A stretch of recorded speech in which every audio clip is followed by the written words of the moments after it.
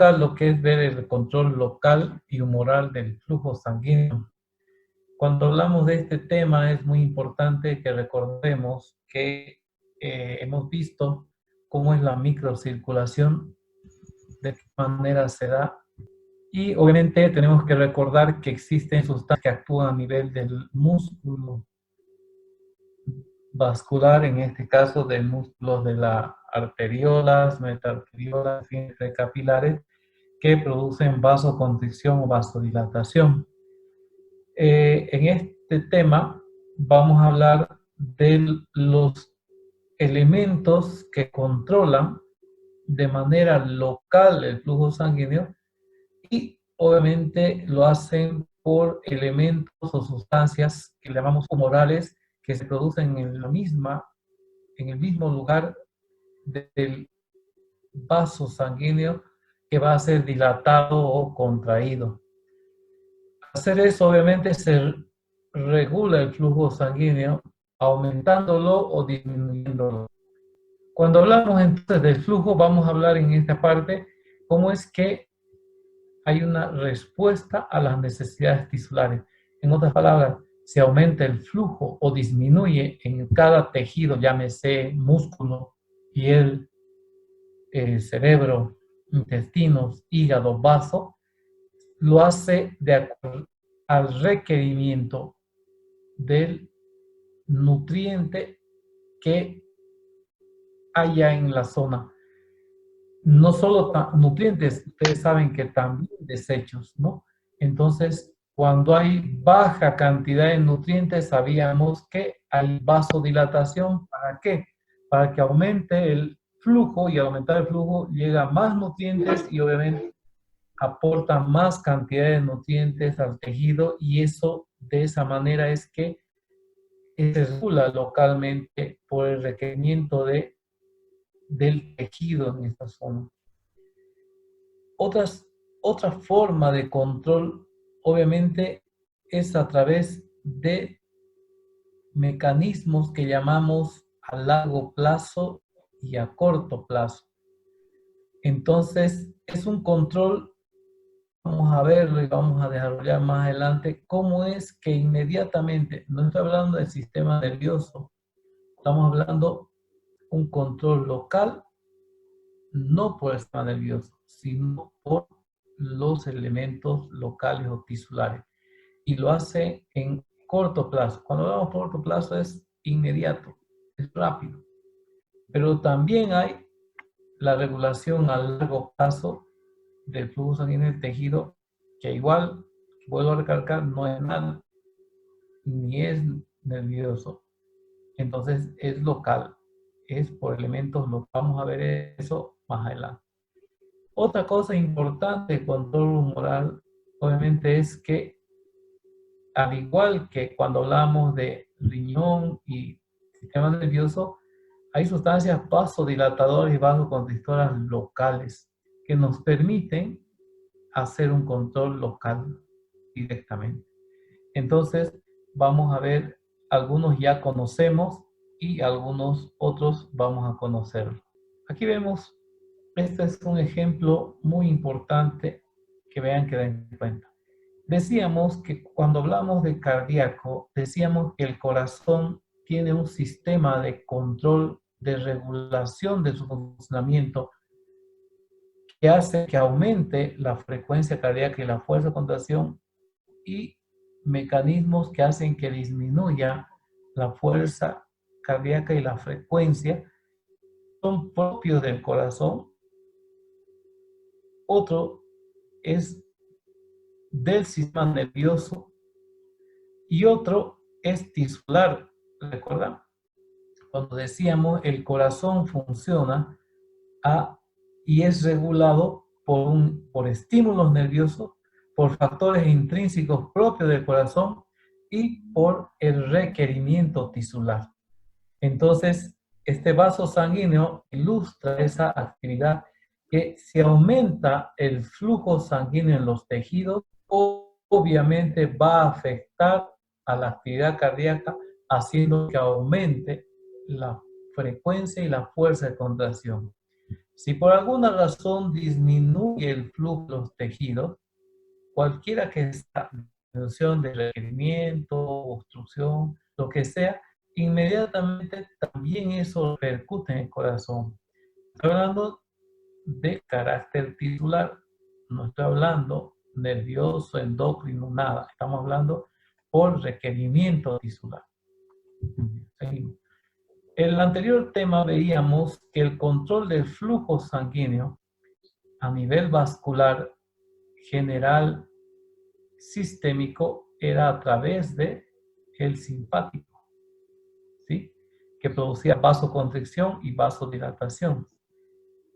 Aquí, en este tema, no interfiere el sistema nervioso simpático ni haciendo vasodilatación ni vasoconstricción, porque estamos hablando de un flujo sanguíneo local.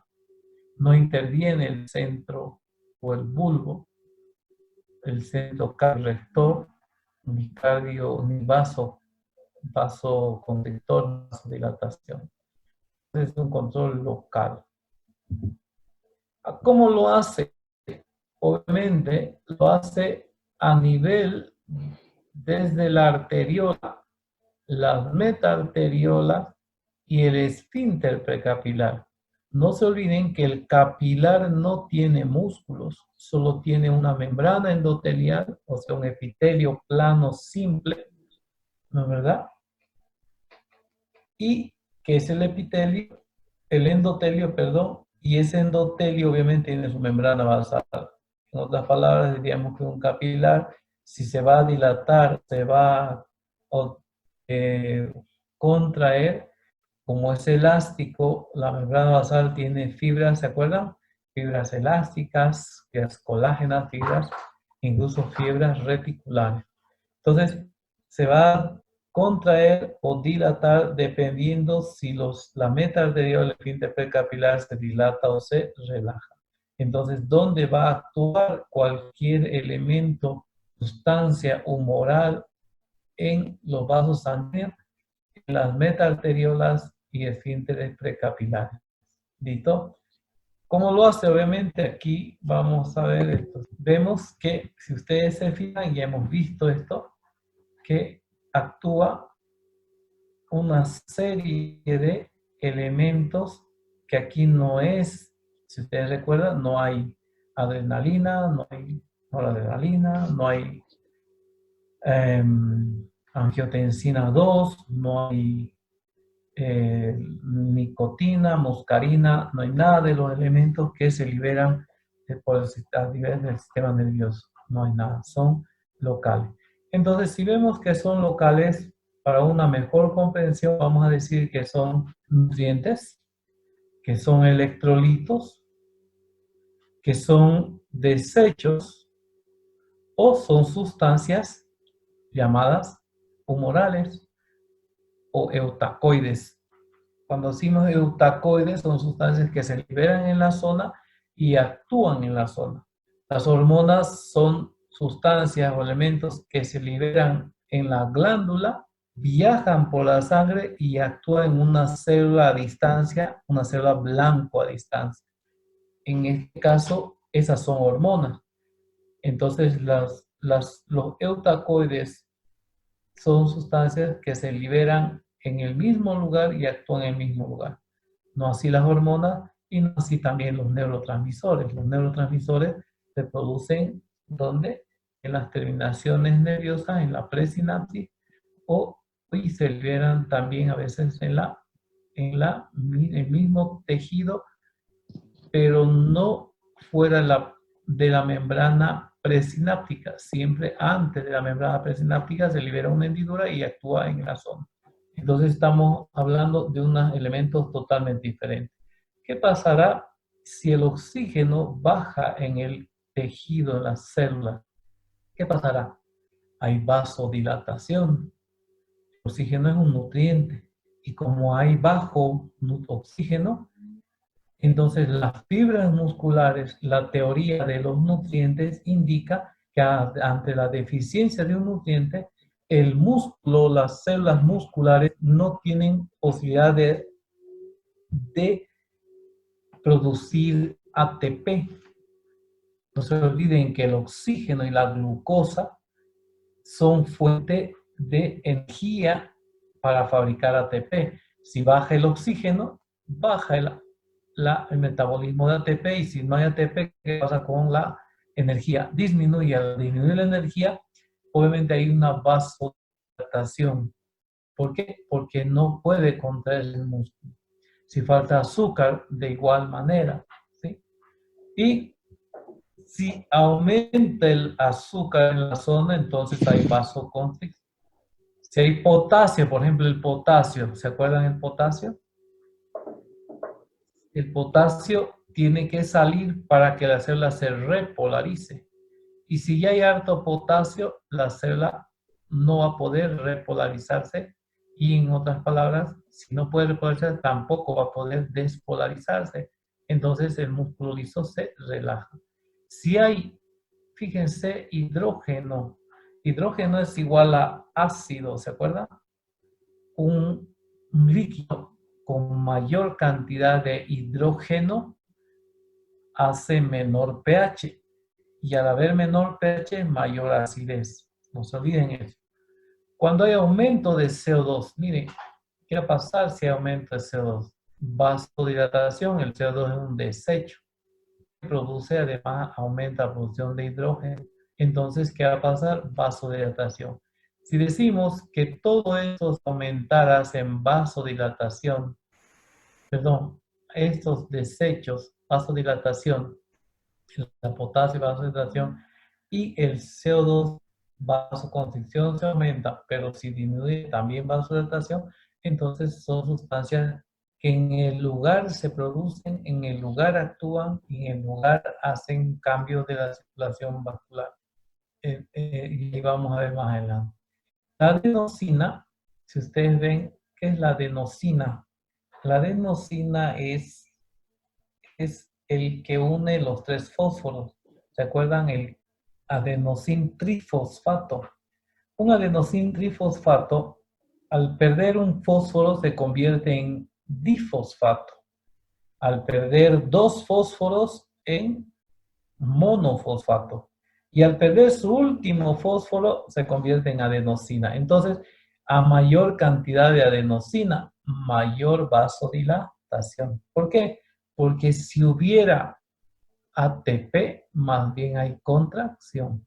Como ya no hay ATP, solo queda adenosina, se han gastado los tres fósforos, entonces vamos a decir que hay vasodilatación. O sea, no hay ATP, no hay fuerza de contracción, no hay contracción, dilatación. Eso para que no olviden nunca. A veces uno trata de memorizar los elementos y solo tiene que relacionarlo porque ustedes ya tienen base teórica, base, y es muy importante. Entonces, así nunca se van a olvidar que a mayor presencia de adenosina, vasodilatación. ¿Por qué? Porque hay baja cantidad de ATP y esto produce vasodilatación. La osmolaridad, ¿se acuerdan? La osmolaridad, ¿qué es? Es la cantidad de soluto expresado en litros y soluto en gramos y solvente en litros. Entonces, la osmolaridad también puede afectar al proceso, en este caso, vascular. Si hay mayor osmolaridad, ¿qué quiere decir? Que el agua se va a salir. Si hay menor osmolaridad, el agua se va a entrar. Entonces, vasodilatación. Los eukosanoides, vamos a verlos más adelante, que son los que llamamos eukosanoides, las sustancias que producen en el lugar, como la histamina, serotonina, braticnina, vamos a ver más. Aquí vemos un ejemplo también, mire, baja el CO2, ¿y qué va a pasar? Tiene que haber vasodilatación. ¿Para qué? Para que aumente la llegada del flujo, aumente el flujo sanguíneo. Eso es algo que quiero mostrarles. Si vemos que son problemas de nutrientes, electrolitos y desechos, entonces vamos a ver que el control, prácticamente gran parte del control del flujo sanguíneo es metabólico. La producción de ATP es metabólico, la falta de oxígeno, la falta de el aumento de CO2, el pH ácido, la cantidad de agua que hay en la zona, la osmolaridad, la falta de osmolaridad. Todo eso es un sistema de control metabólico que lo hace el cuerpo, puede ser a corto plazo y a largo plazo. Vamos a ver a corto plazo. ¿Cómo es esto? Si un tejido de la noche a la mañana requiere mayor cantidad de nutrientes por mayor actividad, entonces inmediatamente se consumen los elementos, los nutrientes y se produce desecho, e inmediatamente va a aparecer una vasodilatación. Es local, rápido, inmediato. Por eso es a corto plazo. Es en segundos. Por ejemplo, aquí tenemos un ejemplo y nos indica, nos dice, por hiperemia reactiva e hiperactiva. ¿Se acuerdan lo que hablamos en la anterior clase? Les hacía el ejemplo de la palma de la mano, ¿sí? Hiperemia reactiva porque ante la falta de nutrientes se ha dilatado los vasos y ha hecho un aumento del diámetro de los capilares. Mire, normalmente era así. Se ha dilatado los capilares y cuando retorna el flujo sanguíneo lo hace a cavidad llena, inmediato, lo cual aumenta el flujo sanguíneo, aumenta el retorno venoso y va a aumentar eso por requerimiento de un tejido. Puede ser solo de la mano, puede ser solo de todo el miembro superior o puede ser del miembro inferior. Entonces, esto es local. Esto, por ejemplo, alguna vez han debido ver en pacientes que tienen problemas de paraplegia, cuando ellos están mucho tiempo y no les mueven la cama, la presión que hace el peso de la extremidad sobre este lugar de apoyo, la piel queda hipo, o sea, queda en isquemia. Y luego que se termina la presión, entonces aumenta el flujo sanguíneo en la circulación, pero a veces ya es tarde porque ya hay tejido muerto, entonces luego ha hecho un infarto, hay muerte, tejido muerto, y eso se necrosa y obviamente ya avanza y se infecta y todo eso. Por eso a esto se llama escaras de decúbito en pacientes que tienen problemas de la desmovimiento, la actividad muscular por paraplegia, ¿no? Otro problema tenemos, y van a ustedes como los médicos, van a conocer el síndrome de Raynaud.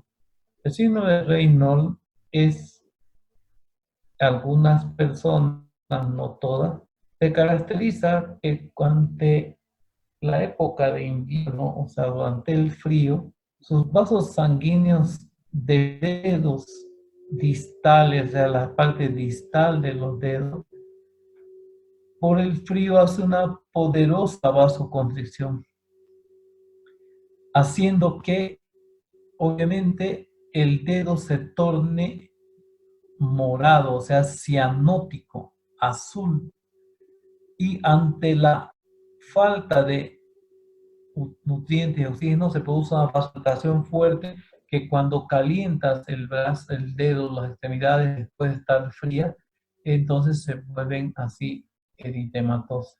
Y si esto es muy prolongado, igual hay necrosis. Entonces, también es un signo que nos puede decir que hay un control local de manera reactiva, aumentando el flujo sanguíneo por requerimiento local, no es sistémico. Si, si el paciente solo un brazo deja que se enfríe, un dedo deja que se congele, se enfríe, entonces el dedo o ese lugar va a estar cianótico y luego hiperemia por la deficiencia de nutrientes. La hiperemia activa ya hemos visto que es una redistribución en la sangre, eso es el sistema nervioso lo hace, y ya no es reactiva, es activa, pero también puede darse cuando el tejido quiere aumentar su circulación porque va a aumentar el requerimiento. Eso estaríamos hablando de un control local, pero anticipado a una necesidad posterior. Aquí tenemos posible función de los nutrientes, dice, además del oxígeno en el control del flujo sanguíneo. Ya lo hemos visto, esto es un real. Pero aquí quiero hacer hincapié todos los nutrientes, ¿no? ¿Verdad? Estamos hablando de glucosa, oxígeno, ¿qué más de nutrientes? Aminoácidos, vitaminas. Y un ejemplo de esto, por ejemplo, fíjense, ¿recuerdan esto? La tiamina, niacina, riboflavina, son vitaminas B, ¿se acuerdan? Existen ampollas, se administran a los pacientes estas vitaminas como vitamina B1, B6, B12. Se produce vasodilatación, dice, en una deficiencia de vitamina B. Se conoce como beriberi. Cuando hay deficiencia de vitamina B, esto acuérdense, es pregunta incluso de examen de grado, hay trastornos, por ejemplo, hay diarrea, hay trastornos mentales cerebrales y también hay alteración en el flujo sanguíneo de la piel. En este caso, que va a producir la deficiencia de esta vitamina, obviamente va a producir vasodilatación y aumento en el flujo sanguíneo, pero lo hace de una manera que esta hace que el vaso a nivel periférico aumente 3 veces su, ¿no verdad? Su vascularización, su irrigación. Como las vitaminas son necesarias para la fosforilación del oxígeno, ahí está, producción de ATP. Entonces, ¿qué va a pasar? Va a producir, obviamente, vasodilatación. ¿Cuál es el objetivo? Que aumente el flujo para que aumente, vamos a decir así, llegado de nutrientes a la zona y disminuya así, o sea, el músculo empiece a tener nutrientes en mayor cantidad y empiece a contraerse por la presencia de oxígeno. ¿Sí? Por lo tanto, entonces provoca vasodilatación, la presencia de la falta de vitamina, ¿no es verdad? Entonces, el músculo liso se contrae cuando hay mayor cantidad de oxígeno. Entonces, no se olviden eso, un nutriente más que debemos tener presente cuando hay trastorno vascular, ¿no? Entonces, aquí ya vamos a ir terminando. El control del flujo sanguíneo tisular por medio de factores, relajación, de contracción de origen endotelial. Esto es muy importante. El endotelio, cuando es dañado, cuando se daña el endotelio, produce endotelina y eliminación de óxido nítrico. Los dos producen vasodilatación. Entonces, las células endoteliales cuando entran en hipoxia o cuando son dañadas, liberan óxido nítrico.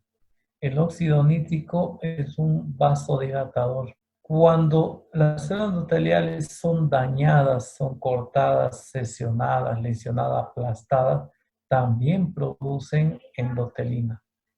La endotelina no es vasodilatador, sino vasoconstrictor. Entonces, el equilibrio entre estos dos elementos, estos dos nutrientes, vamos a decir, dos elementos que produce la endotelio, uno produce vasodilatación y el otro vasoconstricción. No se olviden, por favor, endotelina, vasoconstricción, óxido nítrico, vasodilatación. A largo plazo, decíamos, el flujo sanguíneo puede también ser regulado de manera tisular, de manera local. Y no olviden nunca que esta regulación a largo plazo está hecha por el requerimiento de nutrientes o el no requerimiento de nutrientes. Se regula el flujo sanguíneo, obviamente, por una característica que vamos a ver que se llama vascularización tisular. Esa vascularización tisular obedece a un requerimiento de manera fisiológica, decía, de nutrientes de un órgano o tejido que cada vez necesita más nutrientes. ¿Y qué nutrientes? Sobre todo oxígeno, sobre todo oxígeno. Obviamente, pues glucosa y los demás elementos. Entonces, ante esa situación, el tejido, para poder mantener ese requerimiento fisiológico normal cada vez mayor y mayor, entonces hace que las células endoteliales, ante la presencia de hipoxia, vamos a decir, porque los tejidos que cada vez requieren más rápido consumen el oxígeno y los nutrientes, entonces, ante esa situación, las células endoteliales libera una sustancia que se llama factor del crecimiento, en realidad tisular, pero en este caso endotelial, haciendo que las células endoteliales que están próximas al área, que están próximas al lugar, miren, las células endoteliales que están próximas al lugar del tejido que requiere cada vez más nutrientes porque está aumentando de tamaño. Si fuera por hipertrofia, aumentaría el tamaño de las células y aumentaría el requerimiento de las células. Pero si fuera por hiperplasia, aumenta el tamaño del órgano tejido por aumento de número de células. Cualquiera que sea la situación requiere mayor cantidad de oxígeno y nutrientes. Entonces, ante esa hipoxia o mayor cantidad de nutrientes, las células endoteliales liberan factores de crecimiento que hacen que las células endoteliales que están cerca de ese lugar del aumento del crecimiento entren en mitosis, haciendo que de manera sistemática las células vayan dividiéndose, multiplicándose en manera tubular, de manera que hacen un canal que posteriormente se hace, si ustedes quieren, se vuelve tubo, porque al principio está lleno de tejido, está creciendo alrededor de un tejido, y luego eso se tubuliza, se permeabiliza, y de esa manera la circulación en el lugar de crecimiento aumenta. A eso le llamamos regulación del flujo sanguíneo local por factores locales, por aumento del requerimiento de oxígeno y nutrientes, ¿no es verdad? Llamamos neovascularización. Entonces, cada vez este tejido va a tener mayor cantidad de sangre que le llega, mayor cantidad de vasos sanguíneos, así como vemos acá. De tal suerte que cuando este tejido que ha aumentado el requerimiento, por ejemplo, esta es una hiperplasia, ha aumentado el número de células, entonces es altamente vascularizado, mucho más vascularizado que sus tejidos al lado y que obviamente están en una estructura regular, en cambio este está de manera anárquica. Es así, el cáncer, los tumores cancerígenos son altamente vascularizados, de tal suerte que el paciente, teniendo una alimentación normal, una cantidad de nutrientes normales, por este aumento del rendimiento es que baja, que tenga algún problema, dolor, molestia, funcional, en el cerebro, en el abdomen, en la pelvis, en el hueso incluso, y obviamente hay que ir a los lugares altamente de incidencia de cáncer, como las glándulas mamarias, el cuello del útero, la próstata, el estómago, el hígado, riñón y cerebro, por metástasis a veces. Entonces encontramos esta alteración vascular, altamente vascularizada. Entonces la persona, ¿qué va a pasar? Todo lo que nutre, se nutre y alimenta de manera regular, está haciéndolo para que estas células parásitos, si ustedes quieren, si es un cáncer, sigan nutriéndose, aumentando de tamaño, alimentando, quitándole el nutriente a todo lo demás. Entonces el paciente empieza a entrar en pérdida de peso. Entonces de ahí que hay que tener cuidado a veces, y esto es contradictorio algunas veces. Ay, el paciente está desnutrido, dice, sabemos que tiene cáncer y está altamente demasiado desnutrido, entonces a veces le damos una, una batería de alimentos para que suba de peso, aumente y mejore, y a veces lo que estamos haciendo es alimentar a estas células porque ellas son las que acaparan todo el nutriente posible, porque aquí llega la vascularización en gran cantidad. Entonces, eso pasa cuando es un tumor, un problema maligno, ¿verdad? Un cáncer, una masa tumoral, aumenta el requerimiento de nutrientes y si ustedes quieren, se consume todo el nutriente de los demás, entre comillas, porque en realidad todos son nutridos de igual manera, pero cuando llega la sangre a los otros lados ya está menos nutrientes porque están acaparados todos. Entonces hay que tener cuidado en esa parte de cómo dar la nutrición al paciente, a los alimentos. Pero si estamos hablando de fisiología, eso es patología. Fisiológicamente hablando, hablamos de la hipertrofia. Cuando un músculo, un bíceps, crece, los cuádriceps, ¿no? Los muslos, los gemelos, crecen los músculos en un fisiculturista, por ejemplo, que tiene alta masa muscular.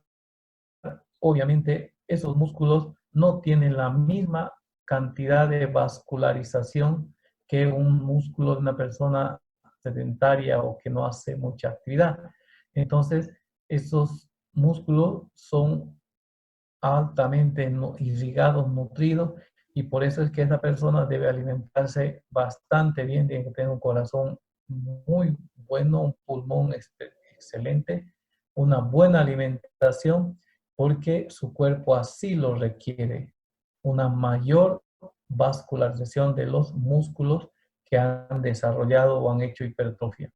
Es así que vemos las venas de retorno de la sangre en la piel de esta persona es altamente gruesa y bastante abundante, y eso es obviamente es que ha aumentado el número de vasos sanguíneos que nutren al músculo y obviamente requieren que esa sangre también vuelva rápidamente al corazón.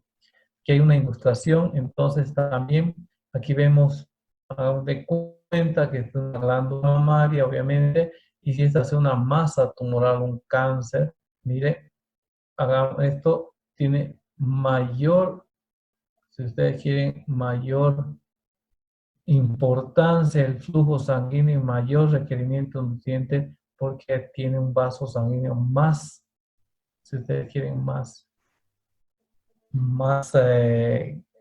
grueso, con mayor flujo para nutrir ese lugar que está requiriendo abundante cantidad de nutrientes para multiplicarse, crecer de una manera normal. Aquí tenemos un ejemplo, cuando hay la masa, entonces miren cómo el vaso sanguíneo es como obligado a llegar hasta allá y nutrir. Y cuando termina, al final, la masa está altamente nutrida, altamente, si ustedes quieren, vascularizada. Un corte aquí sangra de manera profusa, ¿no? Cuando se saca un tumor maligno, incluso un tumor benigno, ¿no? es altamente vascularizado. Entonces, y a veces es mediante ese mecanismo, como es altamente vascularizado, las células cancerígenas a través de las venas retornan a la circulación con células que van invadiendo otros órganos y ven lo que son las metástasis. Entonces, las metástasis de cáncer de mama, de hígado, de estómago, de cerebro, generalmente su distribución es de tres maneras: local, vascular y linfática. Eso ya van a ver más adelante, pero hasta ahora eso no se olviden, la neovascularización para los tejidos que aumentan de requerimiento, si es por hipertrofia o hiperplasia o cáncer o neoplasia, ¿no es verdad?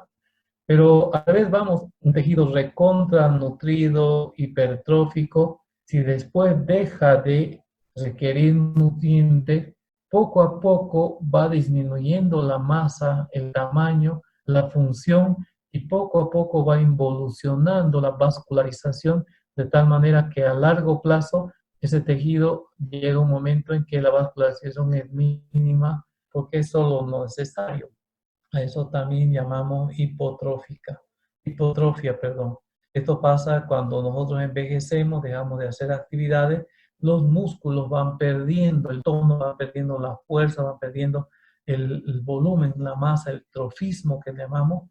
Entonces, un paciente anciano que se vuelve sedentario, por muy fisiculturista que haya sido en su vida joven, por mucho que haya hecho y obviamente no es lo mismo involucionar un fisiculturista que uno que nunca ha hecho ejercicio a la vejez, ¿no? Siempre va a tener una relativa mayor masa muscular, pero llega un momento en que todo se va involucionando y se va atrofiando. De ahí viene que órgano que se usa crece y se hipertrofia, y órgano que no lo hace se atrofia y llega a desaparecer. En unas veces algunos músculos han decidido de llegar a desaparecer y solo queda una fibra, un tendón, una fibra tendinosa. ¿Qué ha pasado? Ha dejado de funcionar. Entonces, eso no se olvide. Todo esto ya hemos visto, una red, miren cómo se regula el flujo a través de estos músculos, y aquí vemos que todo es generalmente metabólico, ¿no?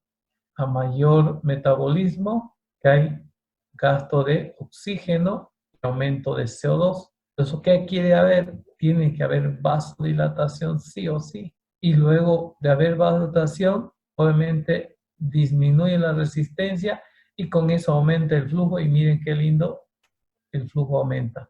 Eso es muy importante. Ahora imagínense en una célula cancerígena, un tumoral, su metabolismo es elevadísimo. Entonces, ¿qué va a pasar? Obviamente aumenta el consumo de oxígeno, aumenta el CO2. Mire, por eso es que la célula, al final, los vasos sanguíneos se ven obligados a hacer una neovascularización para lograr mantener que todo esto, el oxígeno sea la cantidad suficiente, el CO2 lo que es normal, y la contracción, el flujo sanguíneo sea normal. Eso llamamos nosotros entonces control local del flujo sanguíneo a nivel humoral. Gracias.